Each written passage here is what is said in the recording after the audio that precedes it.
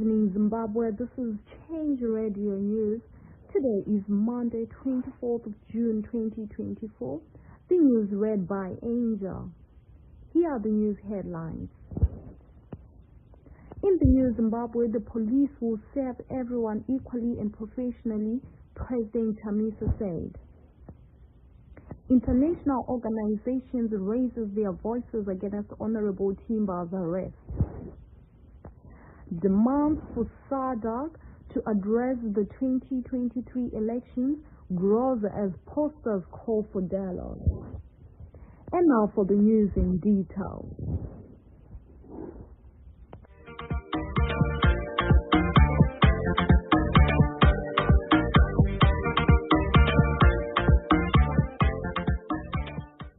President Nelson Chamisa criticized the police's handling of the recent arrest of Senator Jameson Timba and 79 youths on Africa Child Day.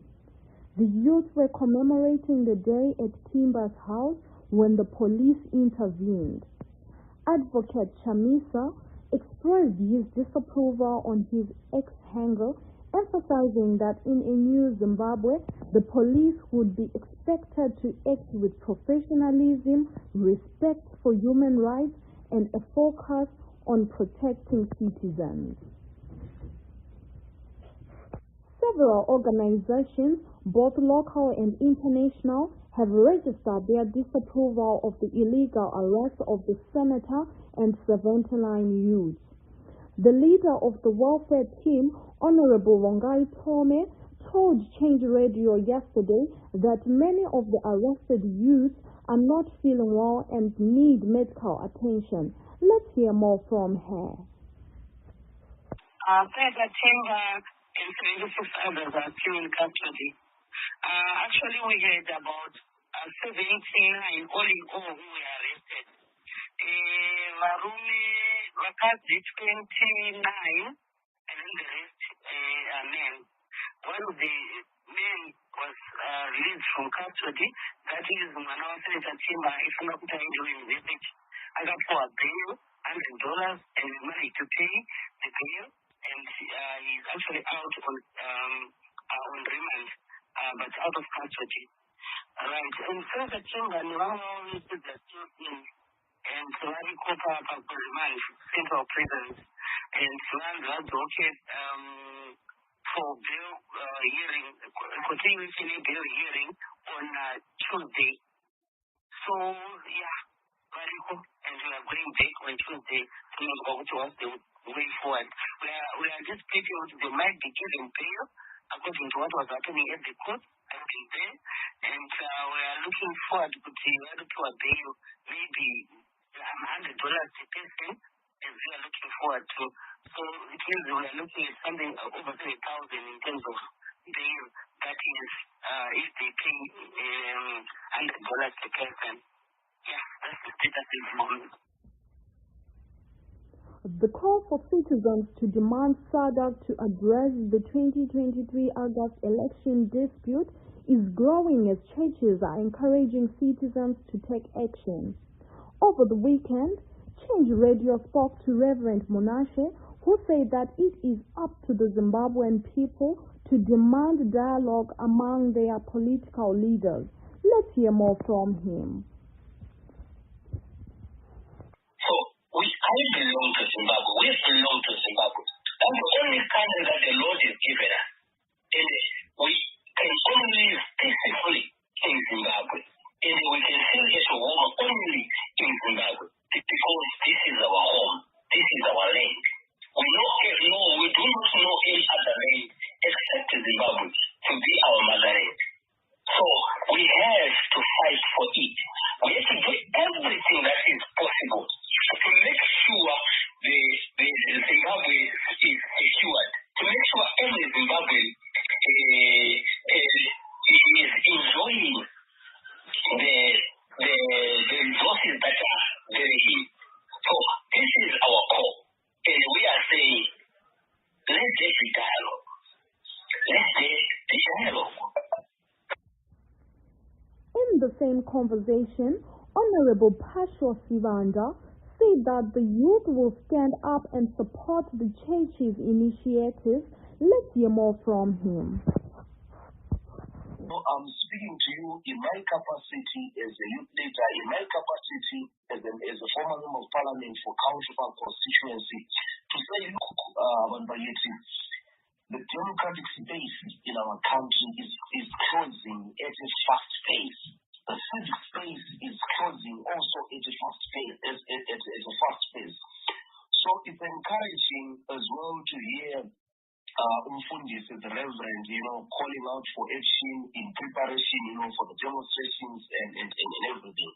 Well, I want to also put it clear that, look, we support any means that is progressive in terms of liberating the masses of our people. We are in full support of that because when change comes, it doesn't look that you're a pastor, you're a politician, you're a civil servant, you're an ordinary citizen. We are all doing this fight not because we want to remain the elite or we want to be the elite, but we are fighting so that whenever there is change, it benefits everyone. And when we say everyone, we mean everyone from Blanchi to Mtare, from Chirundi to Bridge, everyone in the four corners of our country. So we stand very much clear in solidarity with whosoever we say, look, let's defend the freedom of our country. So as I begin, I thought I should speak about that. Otherwise, thank you very much.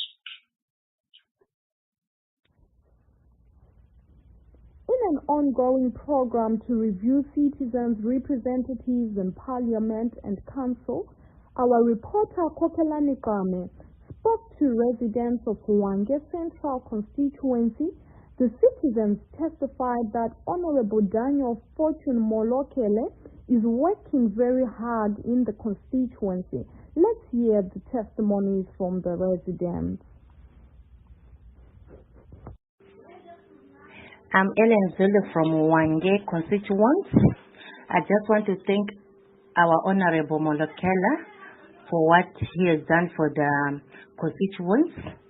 Honorable Molokele managed to set up small-scale businesses to the residents of Hwange by empowering them to do projects that are income generating. He has managed to unite the people of his Triple C party as they were divided since its inception. Honorable Molokele is paying school fees for children that he identified who are very intelligent but cannot afford to pay school fees. He is also helping people living with albinism and less privileged in the community. Honorable Molokele helped the installation of boreholes and JoJo tanks in areas that are affected by water shortages. Our reporter also spoke to Honorable Molokele, and this is what he had to say. It has been a very difficult start to my second term as the MP for Hwange Central constituency, with all the confusion that has been brought by the recalls, the suspensions, and so on. Parliament has been so unstable and so confusing. I was also recently removed as the chairperson for the Portfolio Committee for Health on political grounds due to my consistent loyalty to the leadership or the visionary leadership of Advocate Nelson Chamisa. Having said that, there are some other issues that we are already addressing in the constituency. We are supporting community stakeholders, especially those promoting sustainable development from a climate and environmental point of view, where we are saying the dust, the pollution, both of the land, the trees, the rivers that we are seeing, the destruction of our land, especially by mining companies, it has to come to an end. So we're working together with civil society, with community stakeholders to challenge this extractive form of mining that is destroying our environment in Hwange and causing a lot of pollution. Also, we've been working with stakeholders to promote local employment. As some of you are aware, most of the companies in Hwange have a challenge of employing people who are not from Hwange. And so we've been working with civil society partners, community development organizations, residents association, together with councillors to make sure that there is more local employment in Hwange. Also, we've been pushing the agenda around the Victoria Falls Road. Some of you are aware that it's a very dangerous road. It has been having unnecessary accidents and unnecessary deaths because it's one of the worst roads in the country. So we've been pushing not just the Minister of Transport and Road Infrastructure, but we've been challenging government, making an outcry, especially in the public space, in the social media, to say that can the government of Zimbabwe totally repair this road? What we prefer is that the situation where they are busy putting patches and trying to cover up the potholes must come to an end. We need a completely new road. So the road needs to be taken to tender, maybe through a public-private partnership, and then we have a completely new road from Beitbridge to Bulawayo and Bulawayo through Hwange to Victoria Falls. We've also been pushing the agenda around incorporation, where we want Hwange to move from being a local board into a municipality to achieve town status with a mayor. So the problem is that we've got the historical challenge of concession areas, concessions held by Hwange Colliery Company, National Railways of Zimbabwe, and ZESA. We now have councillors from those concession areas, but the people living there are not part of the local government system. So we are pushing. A petition was recently done by the Hwange Youth Empowerment Initiative. In a show of kindness, generosity, and centered leadership, President Chamisa's ally, Honorable Tinashe Mavaire, continues to provide food support to vulnerable families in Masvingo Central. The donations were delivered on Saturday. His program aligns with President Chamisa's vision of serving all citizens equally. Despite losing in the contested 2023 elections, Honorable Mavaire is helping the constituency more than the sitting member of the parliament. One of President Nelson Chamisa's supporters in that area testified that because of the work of President Chamisa and his team, he continues to support him. Let's hear her comment. Tisi mapioneer isu. Tisi mapioneer avatsangira isu. Hatidzokeri kana kumashure kana mumwe muti. Tikabva tikabatana naNelson Chamisa wedu. Nandati tinongovapo. Hoyo wasiya CCC nokuda kwana chavangu. Nokuda kwana chavangu. Tapa Blue Movement tinongova naye mukomana. Tinaye mukomana. Hatidzokeri shure.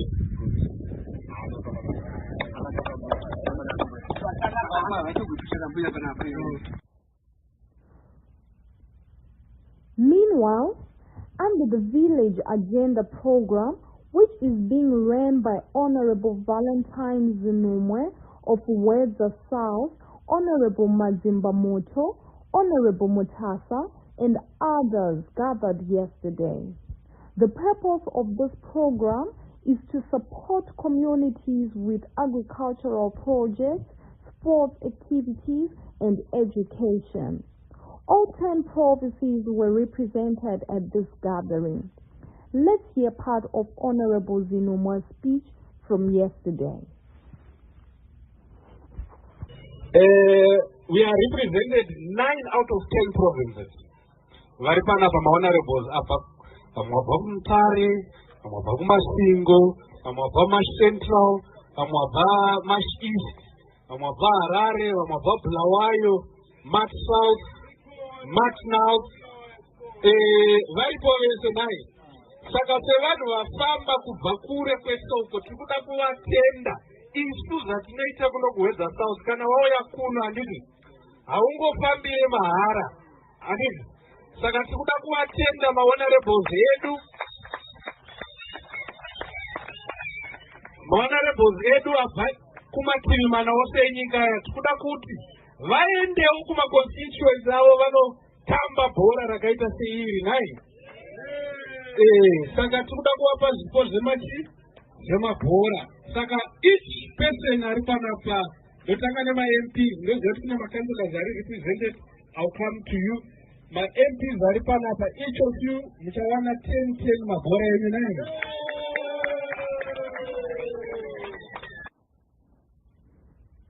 The Member of Parliament for Dzivarasekwa, Honorable Edwin Mushoriwa, has condemned the private voluntary organization bill, saying it is unconstitutional.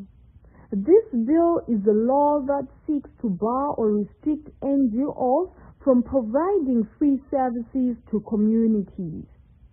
He made these remarks last week. He continued to say that the opposition is united against this bill and encouraged the citizens to speak out against it.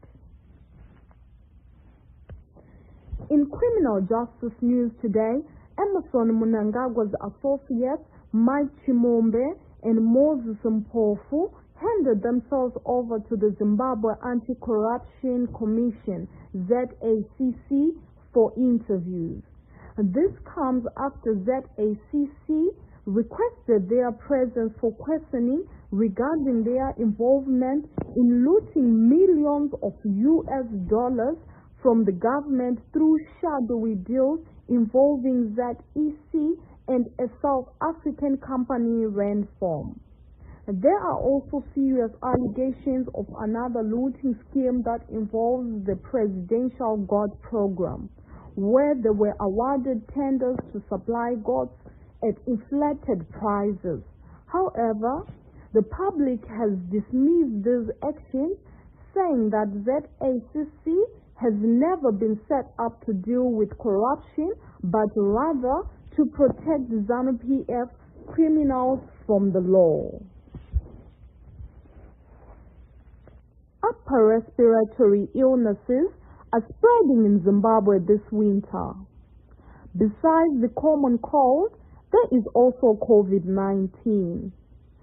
Change Radio encourages citizens to take necessary precautions to minimize the spread of these transmissible respiratory diseases, to seek medical help early so they get tested and receive appropriate treatment in a timely manner.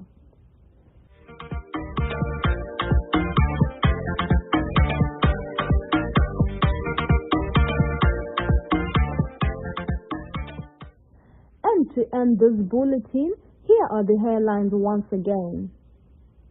In the new Zimbabwe, the police will serve everyone equally and professionally, President Chamisa said. International organizations raise their voices against the Honorable Timba's arrest. Demands for SADC to address the 2023 elections grows as posters call for dialogue.